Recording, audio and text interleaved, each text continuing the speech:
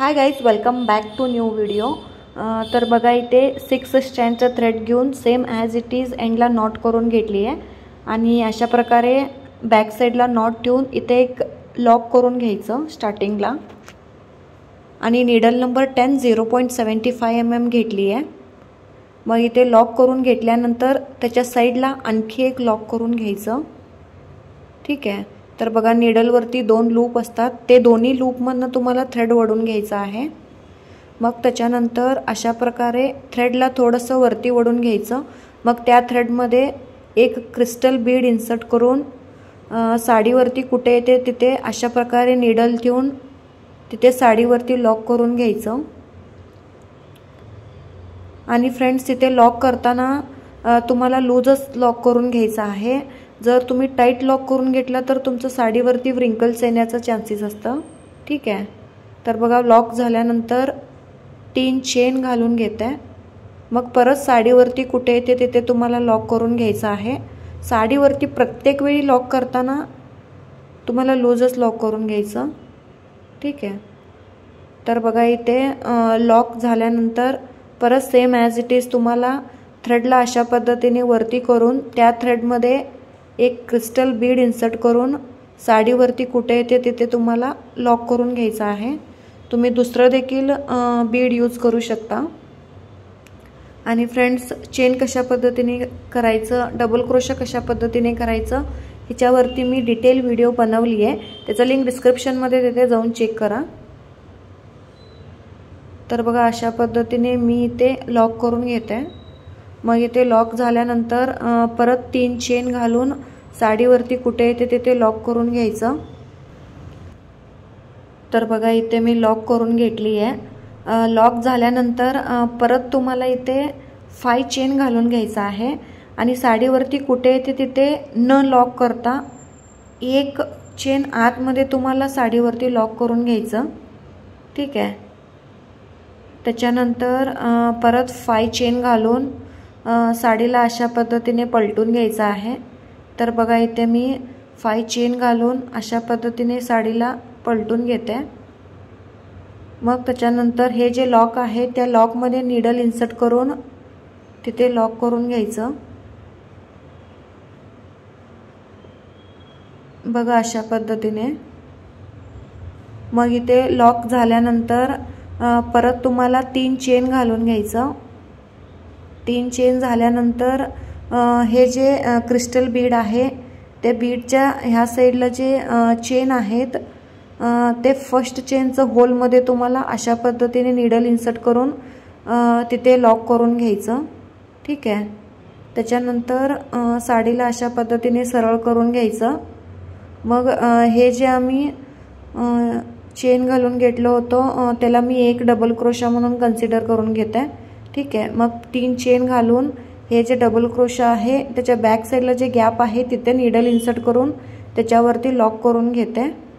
मग ते एक पिकॉट स्टिच होतं। परत सेम ॲज इट इज तुम्हाला नीडलवरती एकदा थ्रेड रोल करून हे जे चेन आहे त्या चेनमध्ये नीडल इन्सर्ट करून अशा पद्धतीने एक डबल क्रोशा करून घ्यायचं। मग त्याच्यानंतर 3 चेन घालून हे जे डबल क्रोशा आहे त्या डबल क्रोशाचं बॅक साईडला इथे नीडल इन्सर्ट करून त्या डबल क्रोशावरती अशा पद्धतीने लॉक करून घ्यायचं। तेव्हा हे एक पिकॉट स्टिच होतं। तर बाकीचे सगळे पिकॉट स्टिच अशाच पद्धतीने करून घ्यायचं आहे। तर बघा मी करून घेतली आहे। इथे शेवटचं मी पिकॉट स्टिच करून घेते। तर बघा अशा पद्धतीने नीडलवरती एकदा थ्रेड रोल करून अशा पद्धतीने थ्रेडला वडून घ्यायचं। मग इथे नीडलवरती 3 लूप असतात। आधी फर्स्ट 2 लूपमधनं थ्रेड वडून घ्यायचं, मग लास्ट 2 लूपमधनं थ्रेड वडून घ्यायचं आहे। तेव्हा हे एक डबल क्रोशा होतं। मग त्याच्यानंतर 3 चेन घालून घ्यायचं। मग परत सेम ॲज इट इज हे जे डबल क्रोशा असतं त्याच्या बॅक साईडला नीडल इन्सर्ट करून त्या डबल क्रोशावरती लॉक करून घ्यायचं आहे। ठीक आहे, आणखी एक महत्त्वाचं पॉईंट गाईज, तर बघा इथे मी 7 पिकॉट स्टिच करून घेतली आहे। तर बघा अशा पद्धतीने हे सगळे पिकॉट स्टिच राईट साईडला पुश करून घेतला आणि इथे गॅप आहे म्हणून आणखी एक पिकॉट स्टिच करून घेतला तर तुमचा आर्च जे आहे ते बघा अशा पद्धतीने बेंड होऊ शकतं, म्हणून जादा देखील पिकॉट स्टिच करून घेऊ नका। अशा पद्धतीने तुमचा आर्च फ्लॅट बसायला हवा तेवढं पिकॉट स्टिच करून घेऊन साडीवरती कुठे ते तिथे अशा पद्धतीने नीडल ठेवून तिथे लॉक करून घ्या। तर गाईज आता लॉक करून झाल्यानंतर तुम्ही स्टार्टिंगपासून कशा पद्धतीने केला तशाच पद्धतीने तुम्हाला पूर्ण साडी करून घ्यायचं आहे। तर बघा परत एकदा करून दाखवते। तर बघा थ्रेड वरती करून त्या थ्रेडमध्ये क्रिस्टल बीड इन्सर्ट करून साडीवरती कुठे येते तिथे लॉक करून घ्यायचं। मग त्याच्यानंतर तुम्हाला 3 चेन घालून साडीवरती कुठे येते तिथे लॉक करायचं। मग परत तुम्हाला एक क्रिस्टल बीड घालून साडीवरती कुठे येते तिथे लॉक करून घ्यायचं। तर बघा मी अशा पद्धतीने करून घेतली आहे। त्याच्यानंतर परत 3 चेन घालून साडीवरती कुठे येते तिथे लॉक करून घेतली आहे। मग त्याच्यानंतर 5 चेन घालून साडीवरती कुठे येते तिथे न लॉक करता 1 चेन आतमध्ये लॉक करून घेतली आहे, तेव्हा तुमचे चेन अशा पद्धतीने यू शेपमध्ये दिसेल। ठीक आहे, मग अशा पद्धतीने साडीला पलटून घ्यायचं। मग परत 5 चेन घालून हे जे लॉक आहे त्या लॉकमध्ये नीडल इन्सर्ट करून तुम्हाला इथे लॉक करून घ्यायचं आहे। मग त्याच्यानंतर 3 चेन घालून हे जे चेनचं क्रिस्टल बीडचं ह्या साईडला जे होल आहे त्या होलमध्ये नीडल इन्सर्ट करून तिथे लॉक करून घ्यायचं आहे। मग साडीला अशा पद्धतीने सरळ करून घ्यायचं। मग 3 चेन घालून हे जे डबल क्रोशा आहे त्याच्या बॅक साईडला गॅप आहे तिथे नीडल इन्सर्ट करून अशा पद्धतीने त्या डबल क्रोशावरती लॉक करून घ्यायचं। तर बघा आणखी एकदा दाखवते। नीडलवरती एकदा थ्रेड रोल करून अशा पद्धतीने थ्रेडला वडून घ्यायचं। मग आधी फर्स्ट 2 लूपमधनं थ्रेड वडून घ्यायचं, मग लास्ट 2 लूपमधनं थ्रेड वडून घ्यायचं, तेव्हा हे एक डबल क्रोशा होतं। मग 3 चेन घालून हे जे डबल क्रोशाचं बॅक साईडला गॅप आहे तिथे नीडल इन्सर्ट करून त्या डबल क्रोशावरती लॉक करून घ्यायचं, तेव्हा ते पिकॉट स्टिच होतं। तर बघा ह्या चेनच्या गॅपमध्ये सेम ॲज इट इज अशा पद्धतीने आर्च रेडी करून घेते। तर बघा इथे पूर्ण साडी याच पद्धतीने करून घेतली आहे। तर आता स्टार्टिंग कशा पद्धतीने केलं होतं तशाच पद्धतीने एंड करून घ्यायचं।